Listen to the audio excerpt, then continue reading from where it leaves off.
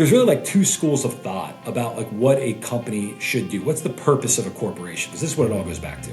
In the United States, since the 1970s, there's really been this train of thought that Milton Friedman wrote this op-ed in the New York Times in the 1970s that said the purpose of a corporation is to serve its shareholders. And if you do well by your shareholders, you're doing well by everybody else. How do you do well by your shareholders? Well, you focus on your customer. You give them great products and services. That allows you to bring in more customers, it allows you to hire more people, generate more revenue, pay more taxes, all the things that corporations do.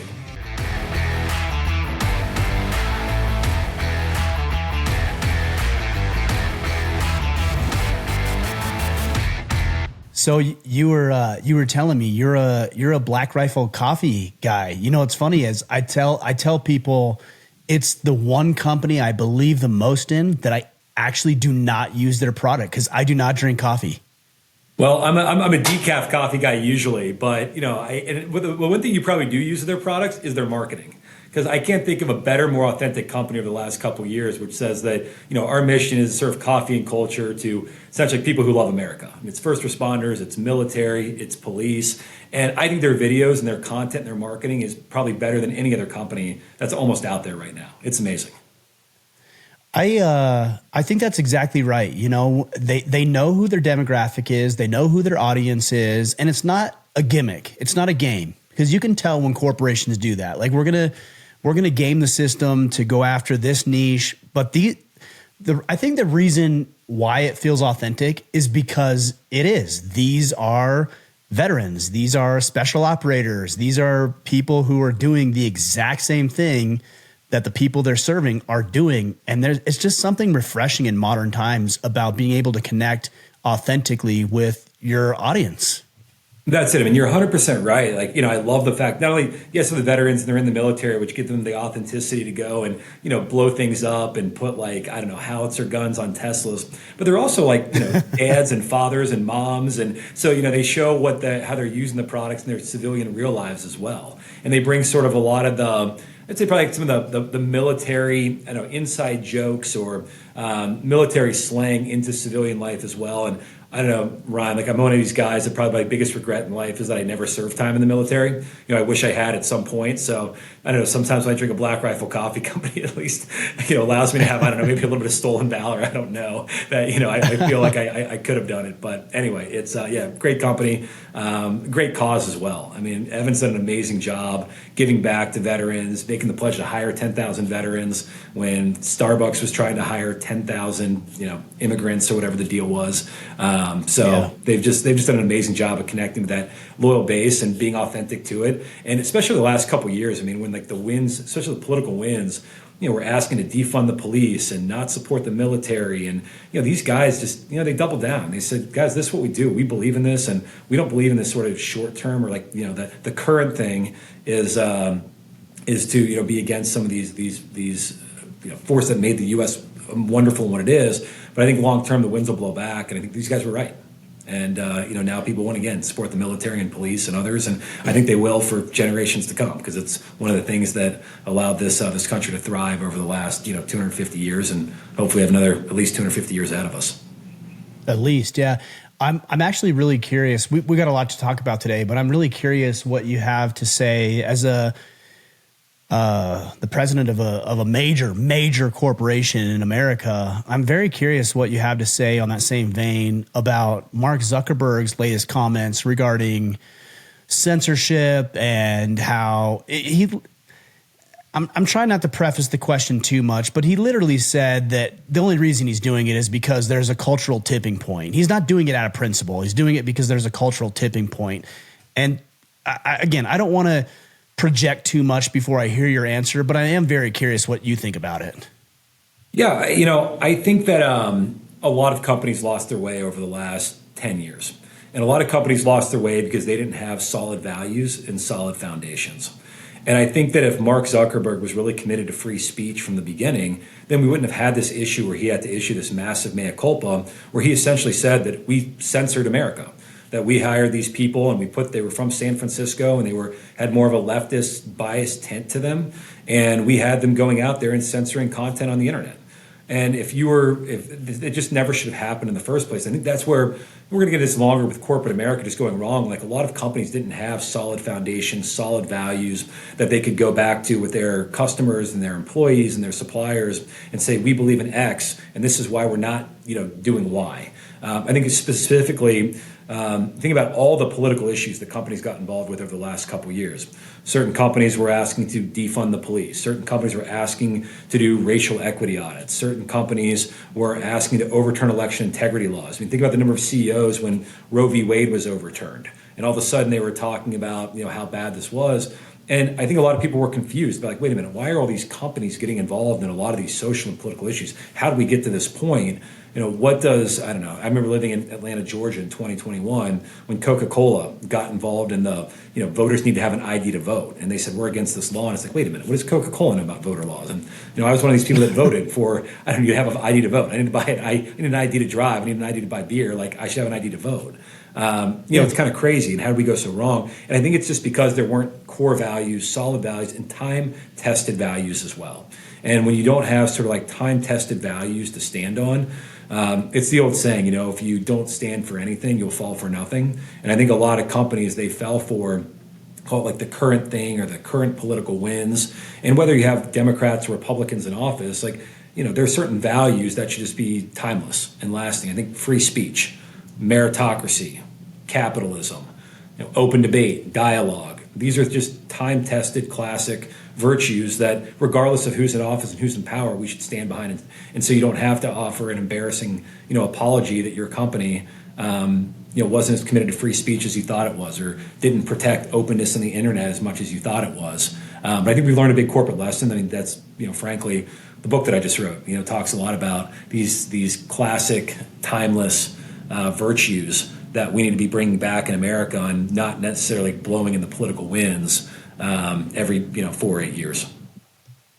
Yeah, it is interesting. I remember there was a very pivotal moment in my life about 4 years ago, and it seems like it's unimportant, but it was pivotal for me. And I was in Maine at the time. My family and I were living in Maine, and I drove to the gas station. I needed gas, so I pulled into the gas station, and it was during Pride Month. I don't know what month is Pride Month, but it was that time of year.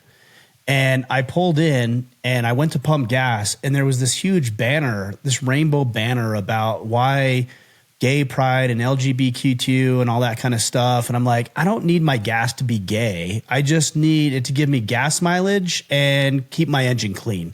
That's literally all that I need.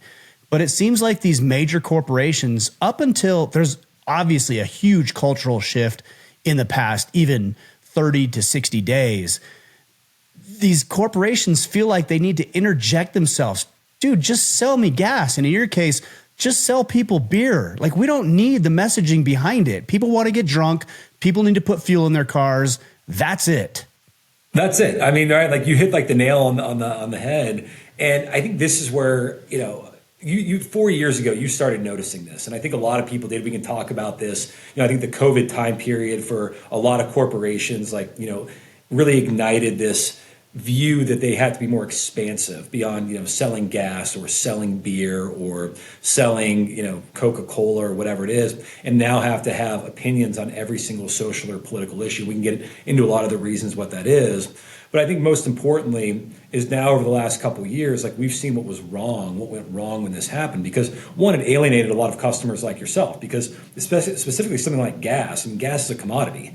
And if there's a choice between on one street you have a gas station that's whether, and I don't care what it is, whether it's gay rights, whether it's abortion issues, whether it's immigration, whatever it is, you don't care, you don't want that from your gas station. And if there's a gas station across the street that says we just buy gas, I bet that station that just does gas is going to do a lot better, because that's why people are there. 100%. That's what they trust that company to do, is to sell you gas, not necessarily a social agenda. So I think that getting involved in politics can be bad for those individual businesses. But then, it's also a lot of times it's bad for the country that we live in, because a lot of these very politicized issues, we tend to solve them through the democratic process. Each individual should have a vote. But especially when large major corporations with billions of dollars in either assets or funding, if those CEOs of these businesses are really advancing an issue not necessarily like, using their own money. Because a lot of times the CEOs, they own, an infinitesimal amount of the business. But I'm going to give a good example, like, Mark Benioff, guys who's the CEO of Salesforce. And he was using like hundreds of millions of dollars of the company's capital, of investors' capital, of shareholder capital to advocate to like defund the police and overturn election integrity laws. You're like, what are you doing? And then all of a sudden, like, you almost feel like you're living in this, like, I don't know, like European monarchical society where it's like, wait a minute, why is this like the CEOs, that represent all types of employees and customers and others, why are they just imparting their view onto everyone and then using really shareholder money and shareholder capital to be able to like advance these views? That's not good for their business, and also it's just not good for democracy that we live in. So anyway, it's been a weird couple of years, but to your point, I think the last 60, 90 days things are swinging back. But I put this back to like what happened with Bud Light, because that's win for everybody. I mean, everyone's eyes were wide open. It wasn't just like huge. your gas station owners, but it's like, wait a minute, Bud Light, like the most like working class like American beer, is now all of a sudden getting involved with like very radical, controversial transgender advocates that are at the Biden White House advocating for gender affirmation care for young kids. Like, wait a minute, like what is going on here? Like, I drink Bud Light because, man, they were about football and sports and backyard barbecues. Like, that's what I trusted. It was like great times, good beer, hanging out with my buddies. But now it's like the Ben and Jerry's of beer, where, what's next? Like, just like Ben and Jerry's, are they going to be, also given money to try and reclaim Native American lands? Like what am I getting into here? It's crazy.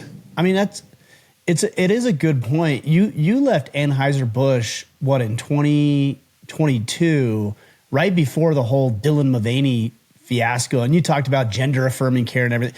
Let's just call it what it is: a man who thinks he's a woman, and not only a woman, a minor, like a prepubescent female. Like, that's repulsive. That's disgusting.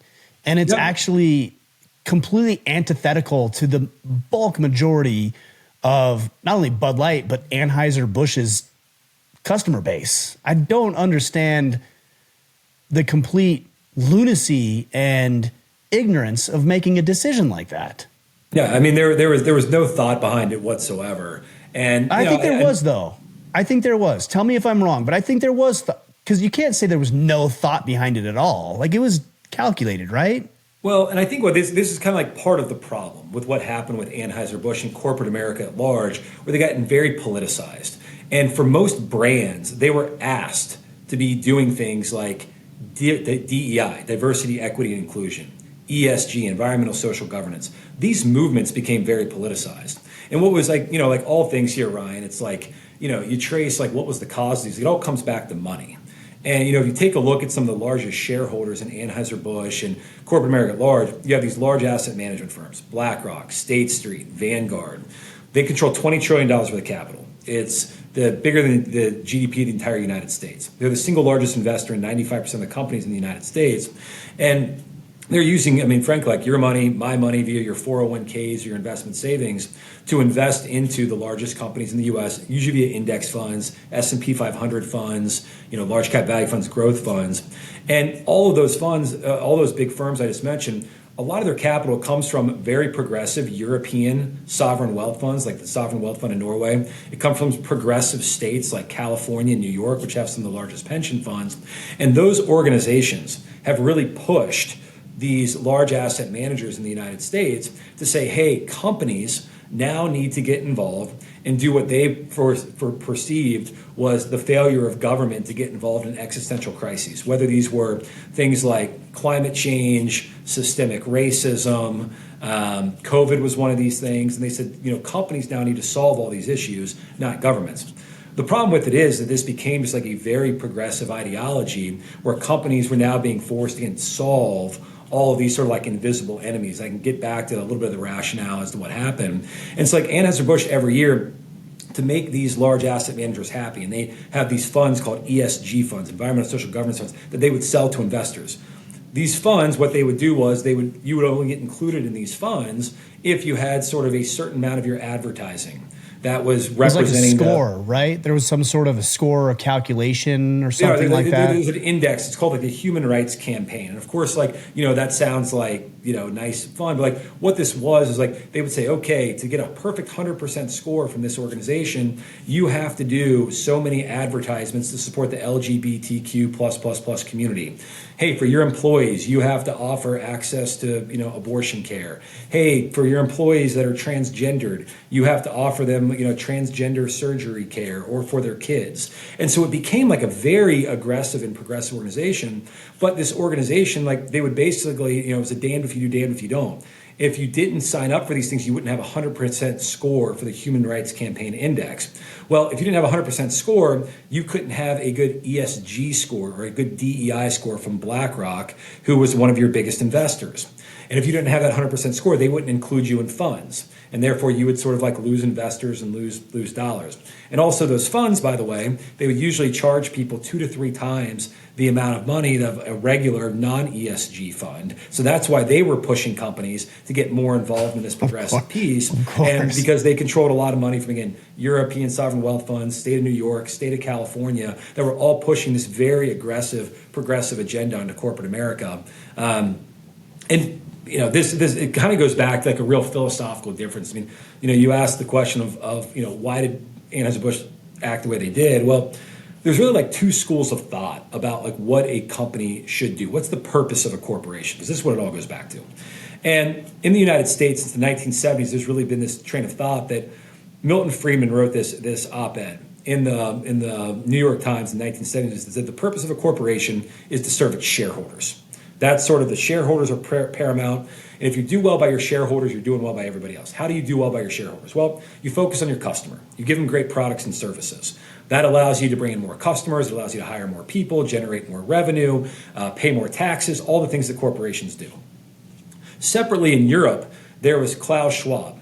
He was an economist in Europe who runs the World Economic Forum, which has become like a very globalist organization that tries to impose sort of its, a little bit of like its own world order across the globe. And he said that we believe in Europe that we should follow this idea of stakeholder capitalism. And the purpose of a corporation is to serve all stakeholders equally, without really defining who those stakeholders are, who you should put first. I mean, think about it in the way it's like, the U.S. basically said, corporates, you have one God, shareholders. You can serve that God. We can get that. We understand that. The stakeholder piece is like, you have tons of gods, and all the gods are equal, and we're not going to tell you which ones to serve or how to serve them, but corporations should work with society and all of these stakeholders to maximize value. And then over the next sort of 40 years, you kind of saw how these 2 systems played out. In the U.S., we created the most, incredible economic growth. We had our stock markets outperformed Europe by 200 to 300 basis points per year on average. In terms of every single broad-based prosperity metric of GDP growth, per capita income, unemployment rates, inflation rates, the U.S. trounced Europe on all of these metrics by adopting sort of this American free market shareholder capitalism system. Yet, you had a lot of folks kind of after the Great Recession and the financial crisis and kind of the 2008, 2009 timeframe, Occupy Wall Street. All of a sudden they decided like, well, maybe that system didn't necessarily work. So maybe we'll try this European model, even though the European model didn't really work. And all of a sudden, like this is what sort of led to this philosophy over the last really 10 years of businesses supposed to be getting more involved in politics, social issues. Anheuser-Busch, for many reasons that we can get into, kind of more adopted this stakeholder capitalism philosophy at a very, very high level. And then they started putting in a lot of these ESG, DEI initiatives into their corporate governance, and they attracted a lot of people. Like they moved their headquarters from St. Louis, Missouri, which was heartland, center of the country, understood their business, to New York City, started hiring people, from the coast, worked with a lot of agencies in New York City, started looking at the lens of the United States, literally through Chelsea and New York, which is not how the U.S. really operates. And even the girl, Alyssa Heinerschneit, who was running Bud Light at the time, she's from New York City, went to, I think, Harvard for undergrad, Wharton for business school, had probably never drank a Bud Light in her life, didn't really know anybody, who did either. But she had more of a philosophy of like, oh, well, Bud Light's now mission is to, become more involved in politics, become like Ben and Jerry's, because we need to solve all these other societal issues, and we need to like make our, the BlackRocks of the world happy. So it's just like a fundamental difference, and I think it was a flawed difference. It was what we got back to the beginning. It was the current thing. It was the same way that Mark Zuckerberg, the current thing was the censor speech. The current thing over the last couple of years was for companies to get involved in these progressive issues. It wasn't the right thing to do, and unfortunately, because Anheuser-Busch wasn't built on like really strong, solid foundations, they kind of allowed those foundations to get shaky over the last couple of years and ended up becoming the poster child of what went wrong with this whole stakeholder capitalism movement. And now hopefully we're swinging back to, kind of American free market shareholder capitalism, like focus on shareholders, do what's right. And hopefully that's where the company gets to moving forward. Yeah, I mean, we will. Yeah, at this point, and not even at this point, we knew all along. If you're buying into this, you're either malicious or dumb, and both of those are meant as an insult. Like, there's no way around it. This woman who went to Harvard and Wharton Business School or whatever, I'd run circles around her when it comes to business, and I went to one semester of college because I've been in the trenches working on my business. She couldn't run a small business to save her life. The only reason she was in the position she was in is because she had the degree that she had, and she had the financial capital to absorb some of her idiot ideas. And that's the reality of it. It's so frustrating. These people that don't understand, for example, this shareholder ideology, what they think is that, if we're just supporting shareholders' returns, then that comes at the expense of their customers. But the reality is they don't understand free markets, because free markets are about voluntary exchange. So if I'm a shareholder of an organization, whether it's Anheuser-Busch or something as simple and lowly as Order of Man, it's in my best interest to serve my clientele in the best way possible, provide maximum value for lowest out-of-pocket cost. If I can do that, shareholders win. That's it. No, 100%. And, this was even like, yes, like the marketing partnership was a disaster. It never should have happened. But even the corporation's response was equally as bad and equally inflamed the issue. I think more so inflamed the issue than the ad itself. And I think this is the point that if you had like really strong values and really strong leadership, they could have immediately shut down and came out with a very strong response that said, this was a wrong advertising campaign. This campaign was a mistake. Never should have happened. We fired the person in charge, and the story would have been over.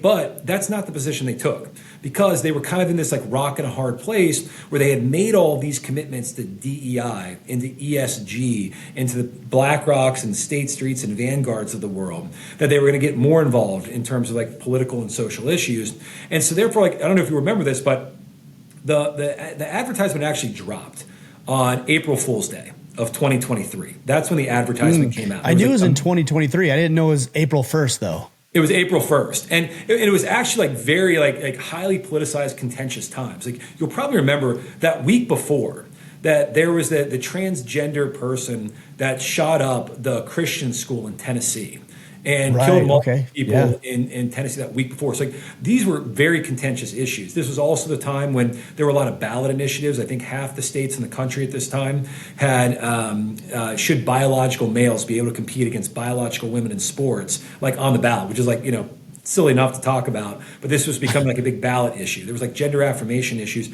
on the ballots. Like, this was a very contested political issue. And then the school shooting had heightened very much inflamed. So the timing of this happening on, April Fool's, like, a lot of people literally thought this was like an April Fool's joke of like, Bud Light, like literally like being like April Fool's. Which would have been funny. Like, that actually would have been funny. It would have been clever. Yeah, it would have been clever, And if you remember it, it's like one of the most iconic Bud Light ads of all time. I don't know if you remember this, but like during the 90s, they had these ladies' night ads. I don't know if you remember this. And it was like, I don't remember. Biological guys, men were dressing up as ladies just to get beer specials at the bar. And it was like, I think I do remember that. Bud Light. It was like really, really funny. And it was all like ladies' night, and like some people thought that's legitimately like what this was, like, rehashing ladies' night or something. It was just people like, that's how they wanted to get Bud Light, was like acting like ladies. That would have been an unbelievable commercial. And like people would have thought it was really funny. But then when they realized that this was, like a real commercial, people were like, wait, what's going on? And then, you had the whole Kid Rock issue, like shooting up Bud Light cans and then 15 days later, like Bud Light went dark, essentially. They were like, wow, like what's going on? They're losing sales. Sales are plummeting. People are talking about this big problem. And I love it. then 2 weeks later, their CEO puts out this like complete nothing statement. He's like, we at Anheuser-Busch didn't mean to be involved in anything. And they had this like patronizing video of like a class. And, the thing is like, if you want to, I was like Americans like very forgiving.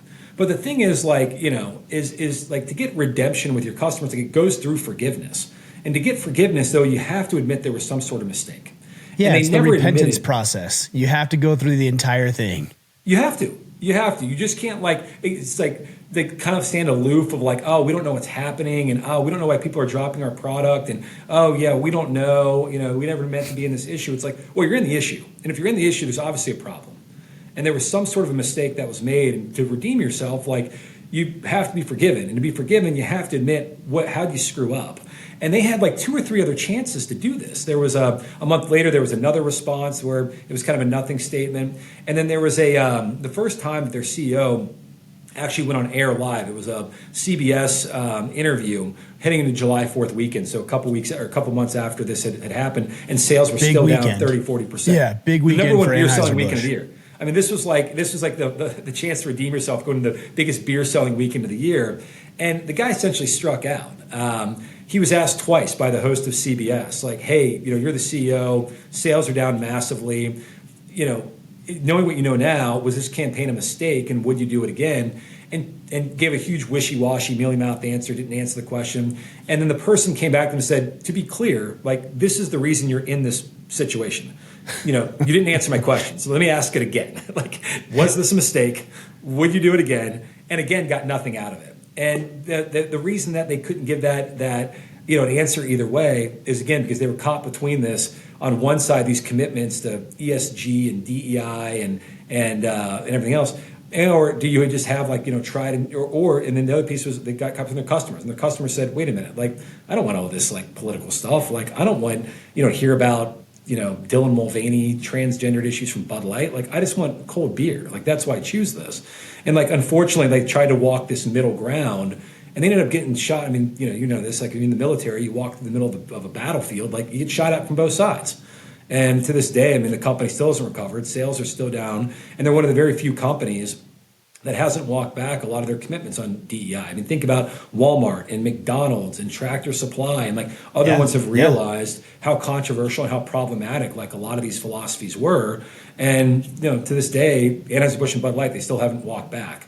One of the issues, they're now owned by a European company called InBev, and over in Europe again, they have this different philosophy of stakeholder capitalism, and that's what's like ruining their business here in the U.S. And I don't know, hopefully they figure out a way to get it back.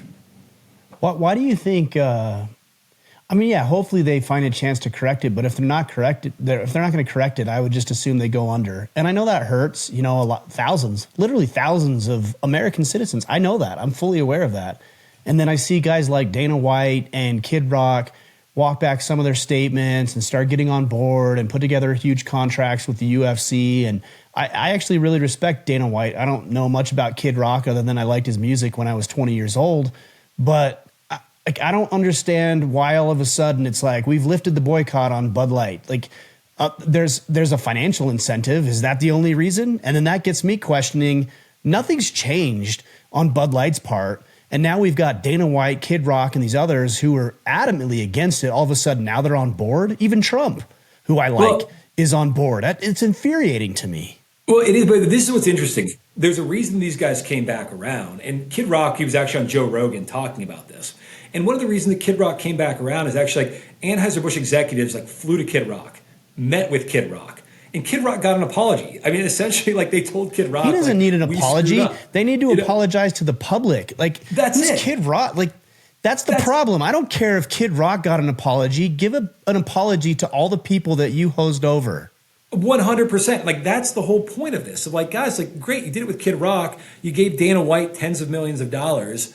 And so like he feels good about it. But like, what about your everyday customer? I mean, what about like Joe Sixpack, that's like working hard 9 to 5 and it's like drinking Bud Light. He used to love Bud Light. Now he can't drink it anymore because all his buddies are, making fun of him anytime that he has a Bud Light. And like the worst thing that could happen is like, man, this company goes under. That's the worst thing that could happen because there's like a ton of good, not only that Anheuser-Busch has done historically in a bunch of different ways, But also they have hundreds of distributors, and these are independent family-owned businesses across that the country. I agree with. I can see that for sure. And they have suppliers, and there's been tons of people. I mean, thousands of people have lost their jobs over this, just like stupid marketing mistake and the stupid aftermath. And like from my standpoint, like I think the company, like they're kind of at this kind of fork in the road. That either that they have to realize that they screwed up, they have to figure out how to make the apology. They got to do it in a big, important way. Like the Super Bowl's coming up, that's a great time to say, "Hey guys, we screwed up," but hey, now we're back. Or like otherwise, if they're going to be just owned by sort of like this European group that believes in more this stakeholder capitalism idea, and companies should get involved in politics and everything else, I actually think that they should just sell the U.S. business. And they should sell the U.S. business back to Americans.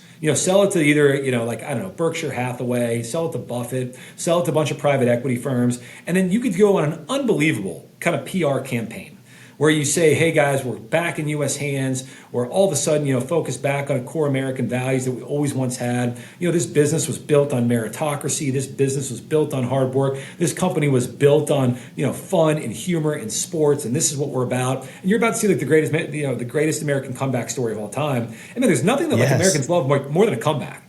Like people love a comeback. But again, underdog, you're never gonna get there. The comeback. Love it. I mean, I don't know. Like I use this story sometimes. It's like, maybe it's not the right analogy or not, but I was at the 2018 Masters, like when Tiger Woods won it. And like, I've never seen like so many people fired up for Tiger Woods, like 7 or 8 years after the fact when like, his marriage fell apart. He had all of the affairs that he was doing. But like one of the things the guy did was, man, he like went on national TV, and you got to give the guy credit, like literally sat there, apologized, how he screwed up, how he let people down, how he was going to rehab, all the things that he was doing. And then like, until you get that, like you're just not going to be able to have that comeback arc. And then, man, then when the guy went out there and won the Masters, after all the issues that he has had, never seen a crowd that excited in my entire life. I think there'd be tons of people that would love to see Anheuser-Busch, like one of the greatest American companies of all time. Eagle as a logo, and works with the military. I mean, like during World War II, these guys were like, building all types of military stuff, survived Prohibition. I mean, there's a company that for 10 years like couldn't sell beer and survived by being, very having a lot of ingenuity. At the time, they were making like non-alcohol products. They were making refrigerated cars. They were making, all types of crazy stuff just to stay in business. Really? They've got like, like a great history of coming back. Like, make this a comeback story. And so I know I'd love that to happen at some point. So, yeah, well, I'm glad you talked about the distributors, because I think when I said, the people that you hosed over, I'm not talking about the American public. Like, you really don't owe an apology to anybody. You make your decisions and who you're going to serve, and whether they like it or not, that's the deal. Like, there's people who I'm sure I've alienated over the past 10 years, and I don't make any apologies about it. It's part of my business model. I think what the company owes an apology to is the distributors that believed in the mission, that believed in the virtues and the values and the core beliefs, that got the rug pulled out from under them. And these are mom and pop shops. These are family owned businesses. And now all of a sudden you've got tens of millions, if not hundreds of millions of Americans who now hate them because they're associated with an organization that they had no say in the matter. That's it. I mean, you're 100% right. Like, these guys had no ability to change it. And all of a sudden they saw, 30% of their sales just evaporated. A lot of these guys had 90+% of their business was Anheuser-Busch, relied on Anheuser-Busch. And the biggest brand that they had was Bud Light. I mean, in a lot of cases, Bud Light was 30, 40% of their sales. And all of a sudden, when you have that brand off by 30 or 40% plus, it wasn't just that. I mean, Budweiser was down 20%, and Michelob Ultra was down. And everyone walked away from almost their entire portfolio. And for the most part, that hasn't come back. This, again, it happened in 23. The year of 24, like they're still down in most cases in tracked information that you can see. And it's just something that just didn't have to happen. And I think that I don't think that they've gotten a good explanation. I don't think they've gotten a good example. And I think most importantly is that they haven't really seen any changes either. Their management basically still the same. They've tried to change some of the marketing. I love they brought in Shane Gillis. Shane Gillis is like the perfect Bud Light spokesperson. But Shane Gillis should have been there 2 years ago. The last commercial they did was actually pretty clever. I think it was like him and maybe at a rock concert, and he got switched or something. And I watched him like, okay, that's actually a pretty clever commercial. Like, that's a good job. Do that more. Yeah, but what happened? Like, that's what they should have been doing all along. And that's what was sort of like missing because, man, like, like Bud Light just always had iconic. Bud Light and Budweiser, a lot of times people think of them as sort of the same brand, but like, I think over the Budweiser Frogs and the Real Men of Genius and like, the Ladies Night commercials. And, Spuds McKinsey, like when Spuds McKinsey, like when Bud Light launched, like he was the original, like, party animal, fun guy going out, knew all the jokes. Like that's what they should have been doing all along. But it's crazy that it took them to lose 30-40% of their customer base to realize that like, that's just what they needed to do. And, there's a long arc that we can get into this happened, but I mentioned that the company was Anheuser-Busch was bought in the year 2008 by this European kind of conglomerate called InBev. It was kind of a roll up of like South American beer companies, European beer companies, and then they bought Anheuser-Busch in 2008. And there was just like two very different cultures. Anheuser-Busch was incredibly good at marketing. That was their firepower. They had almost 50% of the beer category. They won the Super Bowl Ad Meter Award every single year. Like they got the pulse of the American consumer. Whereas like the InBev company they were better, I would call it like financially and business wise, kind of like managing the bottom line, cost cutting, those types of things. And theoretically, if you could put those two businesses together, there should have been a ton of shareholder value created. I kind of joined the company around that time because the company at that time was talking about we're a meritocracy and, we manage the bottom line, but we do that to reinvest in marketing campaigns. And, I'd say for probably the first at least, 5, 6, 7 years that I was there, the company did an amazing job. But sort of starting in the 2017, 2018, 2019 timeframe, both internally in Anheuser-Busch on a micro level, the company kind of ran out of companies to buy and to integrate, took on too much debt from this purchase of SAB Miller, and so needed to figure out how they were going to get back to more top line marketing brand growth. And at the same time, that's when you really saw this stakeholder capitalism sort of philosophy like really take hold in America. It was really when Trump came to power in 2016. There were a lot of organizations, and he pulled out of things like the Paris Climate Accords, where he said, like, the U.S. is not going to sign up for certain climate emissions reductions if China's not going to, and if other people aren't. It just doesn't make any sense. It's not in our best interest. It's not sort of an America First policy.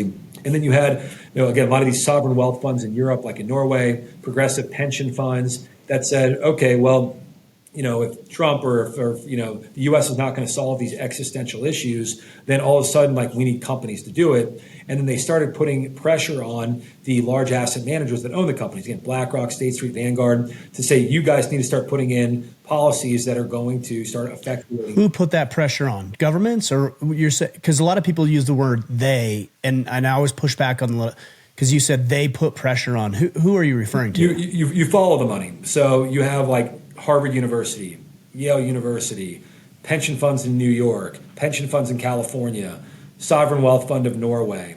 All of these more like progressive institutions that adopted more progressive values, they control billions, if not trillions of dollars of capital. And they usually have large asset managers like BlackRock, State Street, and Vanguard manage that money. They manage that money by having, if you see like your 401k, you'll probably have like a large cap portfolio value fund or portfolio.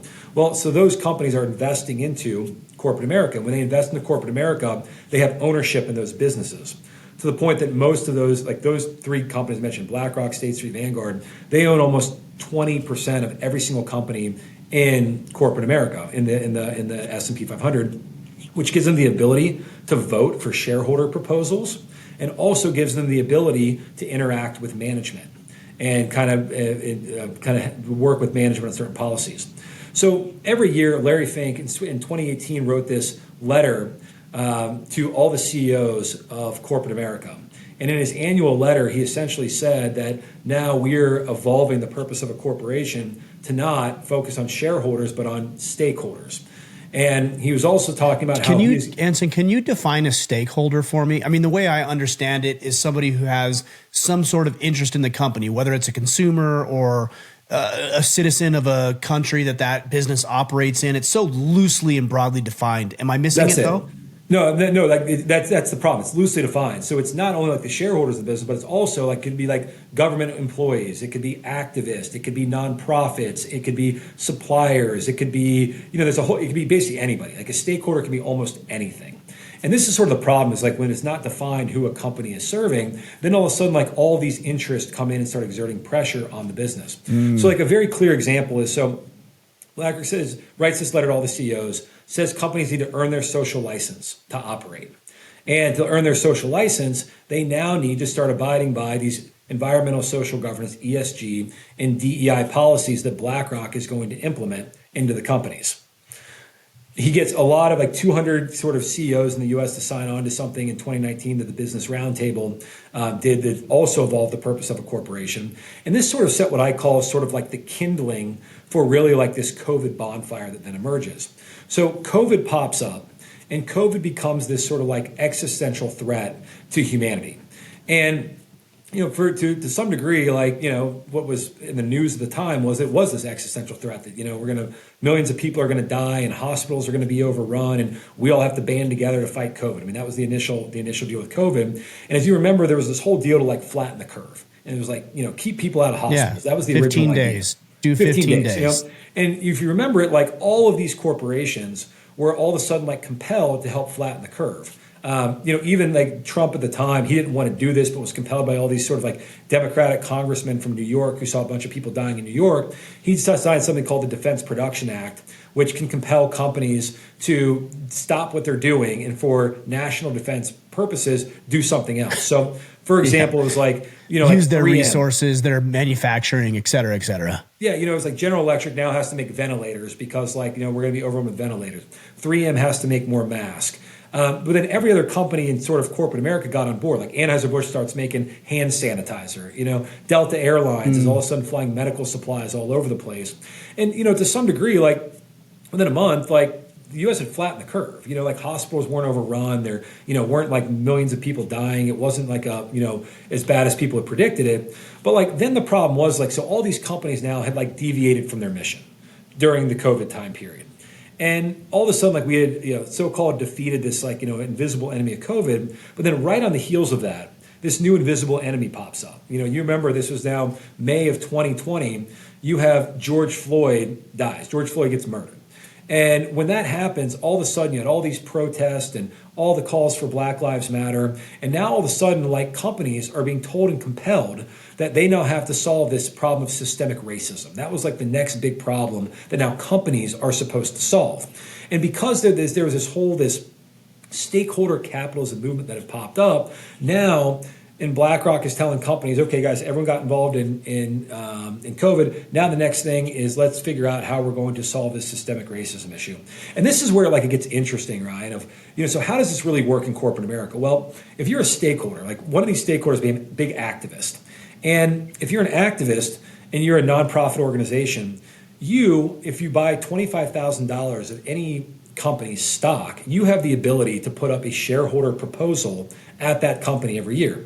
And the shareholder proposals can be things like, hey, I want the company to have, different boards of directors, or I want the company to, do different innovation. But they become very politicized proposals that were put up at companies, especially in the wake of the George Floyd murder.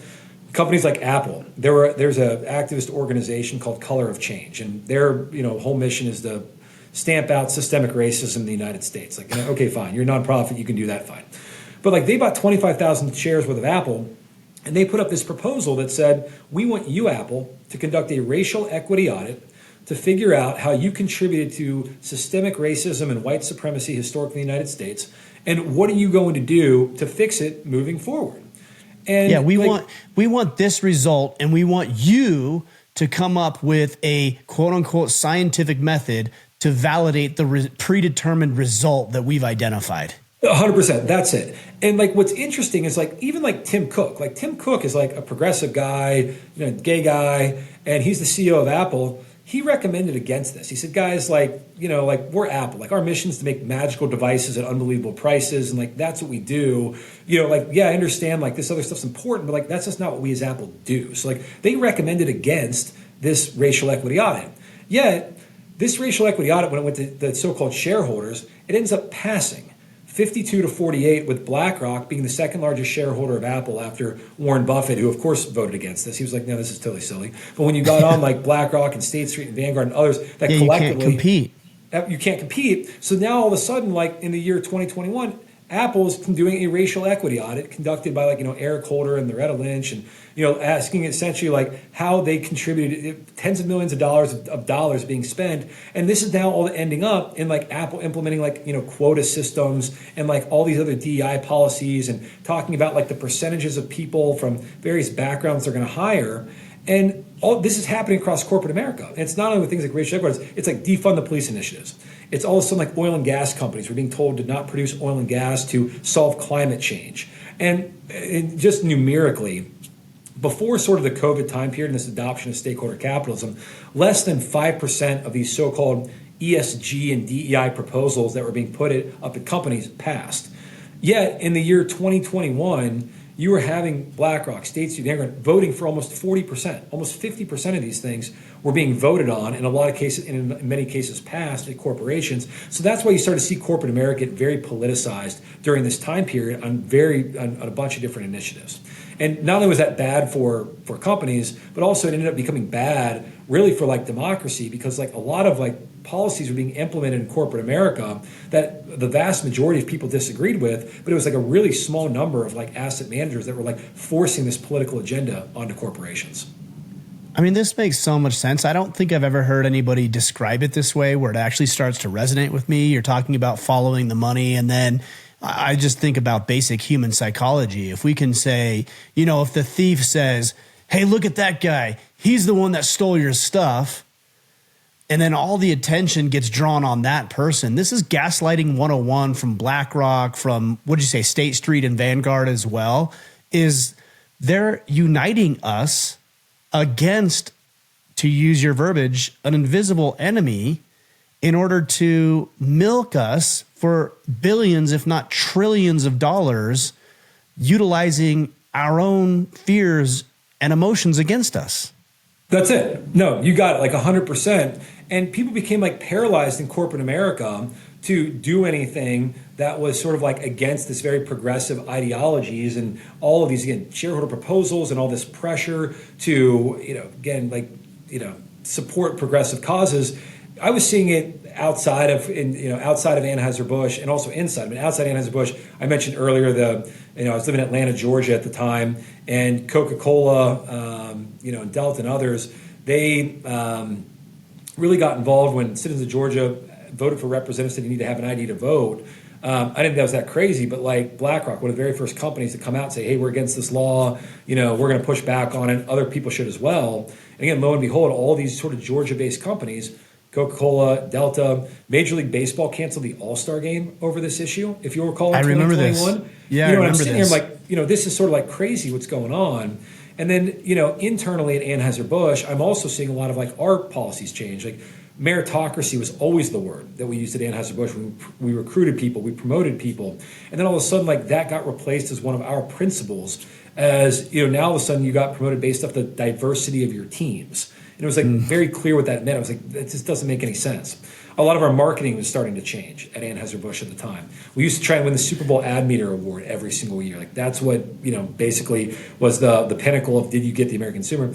We started trying to win these Cannes Lion Awards. Cannes is a city in France that, has like very European view, and you'd win those awards by having your ESG, DEI sort of proposal. So I'm seeing a lot of these products materialize. And then really the straw that broke the camel's back for me is I want to do a partnership, a distribution agreement with Black Rifle Coffee Company. If you think about like Anheuser-Busch, they've dropped off Bud Light and Budweiser at every single gas station and grocery store and bar and restaurant across the country.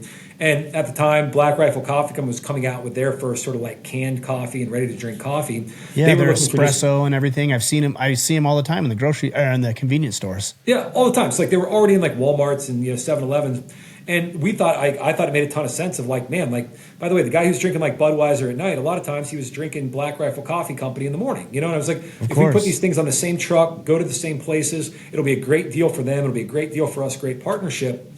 And we have a corporate social responsibility team that was like based in New York City that killed the entire deal. And they said, no. Were you the president at the time? Like you were the president of Anheuser-Busch, is that correct? I was the president of Anheuser-Busch Sales and Distribution Company, yes. So, which is crazy to me because it seems like you'd have so much weight and pull, and yet you're getting all this pushback. I don't understand corporate America, obviously, to the degree that you do, but it seems wild to me that with your influence within the organization, you're still getting like, no, we're not doing that. And you're getting pushed aside for something else. I mean, a lot of people, they were hamstrung by like, your legal team or your HR team or your, social responsibility team is essentially saying like there's too much risk. Black Rifle Coffee Company, like, like they support like the military and, and veterans and police. And like, there's just a lot of heat right now with like, the police and, like anyone that's, supporting the police, that seems, persona non grata.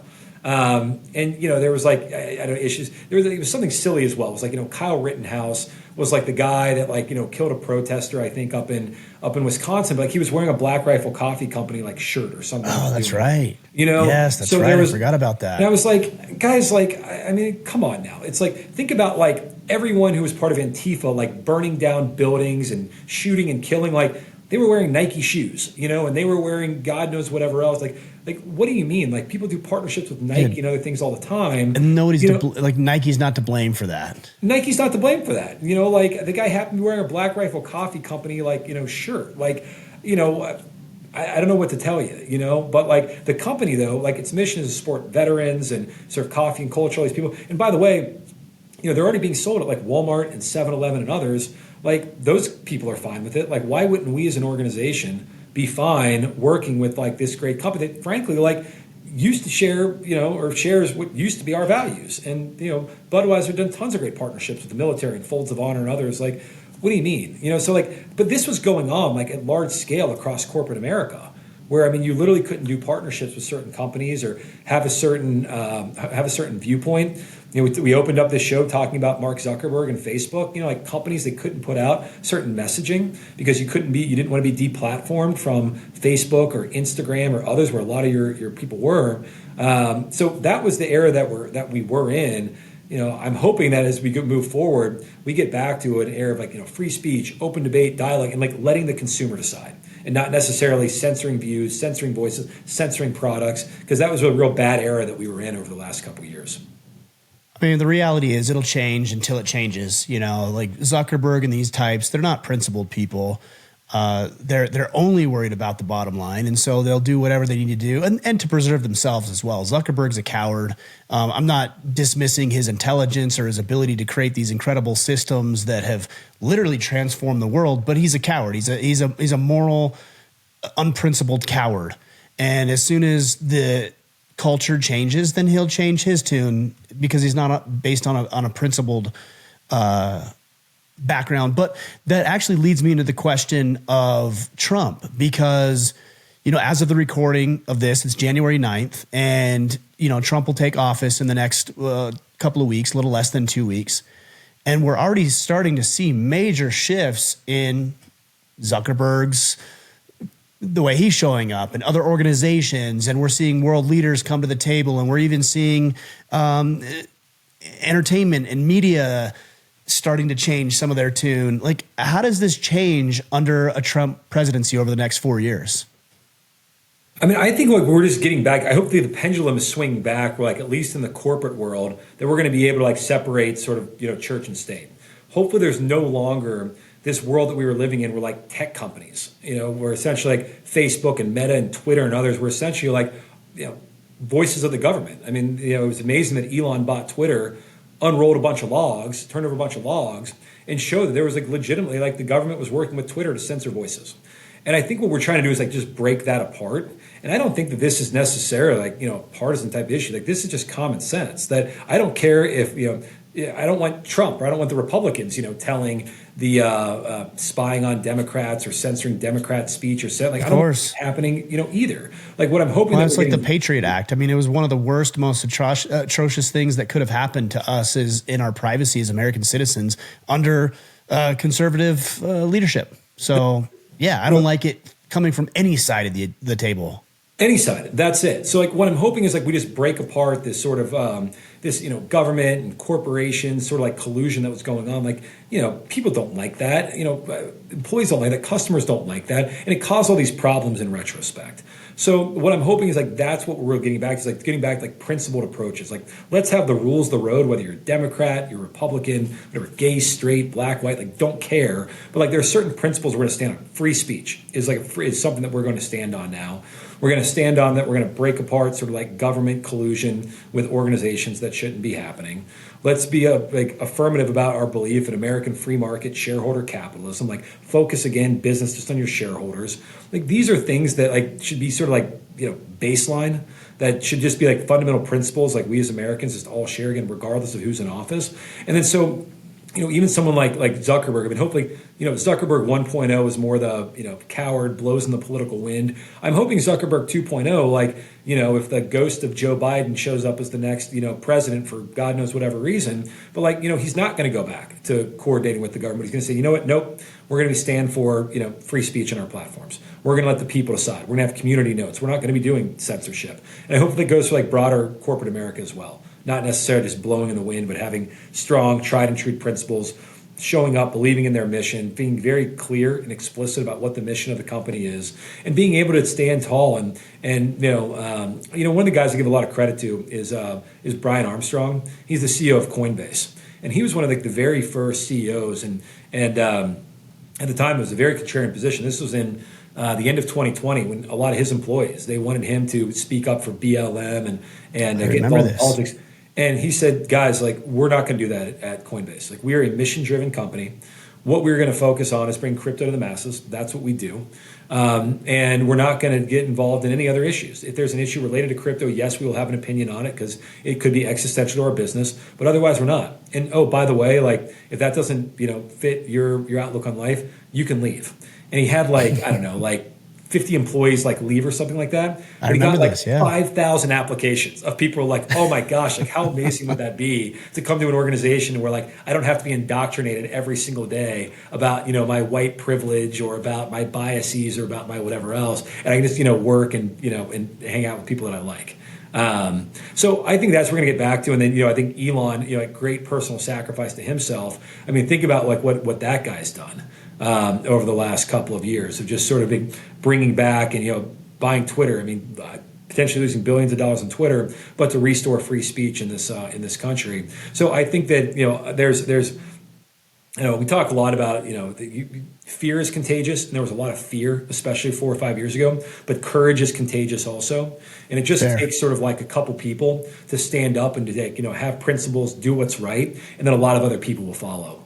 I think another guy that I like, I at least respect a lot is Palmer Luckey.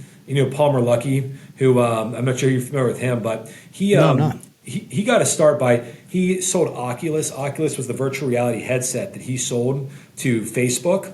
And then he was a Facebook employee. He was kind of run out of Facebook in 2016 because I think he was like part of the 2% of employees that gave to Trump and not to Hillary. And after that, he left Facebook and started a company called Anduril. And Anduril now is one of the defense tech companies, but they're doing a lot of the autonomous drones and a lot of the weapons that are going to be sort of the next 21st century weaponry to protect here in the U.S. And when he did it at the time, he was being called that he was like supporting the military industrial complex, and he's supporting the killing of people, and literally had so many bad things thrown at him. And he was on the All In podcast recently, and like ended up like eviscerating a lot of these guys by like reading all like the mean things that were said about him. Because when he started this company, he was like, listen, like, I realized like China was a threat, and us just having like $35 billion, planes or like large tankers, like that wasn't going to be the next iteration of war. Like the next iteration of war was going to be, drones and bots and swarms. We were like very behind in the US. And so like, therefore I started creating this company. And all of a sudden, like when Russia invaded Ukraine, all of a sudden, like the narrative on him had totally shifted, because he all of a sudden was like, selling drones to Ukraine and helping on like the Ukraine front. But he was sold as he's like this defender of democracy. And he's like, listen, like nothing about me had like changed. Like my principles were the same. Like I was doing this company to defend this country and be able to defend like the country and our allies. And all of a sudden, a day ago, I was persona non grata in Silicon Valley, but now after like Russia invades Ukraine, now like I'm being held up as this like great American hero. Like, no, like that's not the way we should operate. We need to operate on fundamental principles of, principles of sort of like American values, protecting American interests, protecting democracy, protecting our freedoms. And these are things that, can change in one lifetime if we don't. And so like these are some of the values that I think that, not only, individuals, but even like corporations need to like dig deeply about what it means to be an American, what it means to be an American corporation, what it means to have that privilege, do right by your shareholders, do right by your customers. That's what's unleashed the, greatest economic miracle in the history of the world here in the United States, and also allows our democracy to stand strong. And again, I hope those principles are what comes back in sort of this next administration, and those principles remain no matter who's in office for the next, at least my lifetime. I mean, I have my reservations, but I certainly hope that you're right with Zuckerberg and his change of tune and some of these other individuals. And I know even with you, your business partners with Vivek Ramaswamy, who's obviously, I don't even know what the term or the title is with Doge. Yeah. I don't know. Founder, president. I don't know what the term is, but I love to see collaborations like this happen. I love to see individuals who believe in the American spirit, who believe in individualism, meritocracy, partnering up, banding together. And you said something interesting. You said it could change in a lifetime. You were talking about the negative side, but I'm beginning to see how rapidly under the right leadership, how quickly things can change in a positive direction as well. 100%. I mean, it's just been amazing to see the vibe shift that has happened, where all of a sudden, like, you think about in like 12 months, less than 12 months. Less than 12 months. Even the last 90 days. Yeah. I mean, just think about it. Like, 12 months ago, we had rampant inflation. We had this people pouring over our borders that we didn't know, who they were. We had, biological men competing against, biological women in sports, and people not even questioning it. Or if you did question it, you were called, a bigot, or you were ostracized. Of some sort, yeah. Just like, like the crazy thing that was going on. Speech was being censored. And it's just like amazing to see now the vibe shift. We're like, once again, I think we're going to this golden era. I think more speech is better. Like, let's debate ideas in the open. Let's not be afraid. Let's move beyond cancel culture. Let's just respect ourselves as kind of co-equal citizens that we are. We might not agree on everything, but at least that we can we can share our opinions freely and openly. I don't know. I mean, I hope that's the vibe that we're going to, and that's where there's a lot of optimism. And I think also, if you look at the markets, I mean, the stock market's been on a tear since, Trump's come into office. And a lot of that's because he's not even in office yet. I mean, that's the crazy thing. That's the thing, not even in office yet. And we have all these other countries that now want to talk to us again, and now are trying to end the war in Ukraine and try to figure it out in the Middle East. Because now all of a sudden we actually have like adults back in the room, and we have people with clear policies going back to like, what do we stand for? And I think America First is like a very clear policy. Like, we're going to put America first. It's very simple to understand. We're going to act in the best interest of our country. Here in the U.S., like, we're believers in sort of like the American dream, the American spirit, the American Constitution. The American Revolution is something that this day is like very radical in a lot of countries. The fact here in the United States that you can own a gun, or that you can speak freely, or that you can choose whatever religion. Like, these are like rights that are in a lot of like very radical in very many other countries. And we should continue to stand up for these rights that have created the most prosperous and free country of the last 250 years. But unless we continue to do that, that can collapse in a generation. Yeah. Well, Anson, I appreciate our discussion today. Let everybody know where to connect with you. Obviously, you've got the new book, which is Last Call for Bud Light, and it's more than just Bud Light. It's a cultural phenomenon in both a negative direction and hopefully some optimistic outlook for the future. Tell us where to connect more with you. Yeah, I really appreciate you having me on the show here first, Ryan. And, first you can buy the book starting February 4th. It'll be available online and audio, et cetera. And then for myself, you can connect with me. You can find me on Twitter, Anson D. Frericks. You can find me on LinkedIn, Anson Frericks. You can find me on Instagram socials. So I'm always happy to connect with people, happy to share my thoughts. And, most importantly, I think with this book, we talk about this is like the next time that all of a sudden corporations start blowing in the wind, it's a reminder for broader corporations to stick to your values, be true to those values, be true to your customers. That's the most sustainable thing that an organization can do. And then also, I think I'm hopeful that Bud Light could turn around as well. Like I said, Americans love a great comeback story. I gave them a little bit of a roadmap in there about how to get there. Hopefully they follow it, and hopefully I don't know, at some point I'll be drinking a Bud Light with you in the future, Ryan. We feel good about doing it. We'll see. The reality is you reap what you sow, and right now you have not done well. But my hope is that things can change too. Like, I don't want to see companies go out of business. I don't want Americans to lose jobs. I just want companies to do the right thing, and I think you're a part of that solution. So I appreciate you and being on the show today. Thanks, Ryan. Really appreciate it.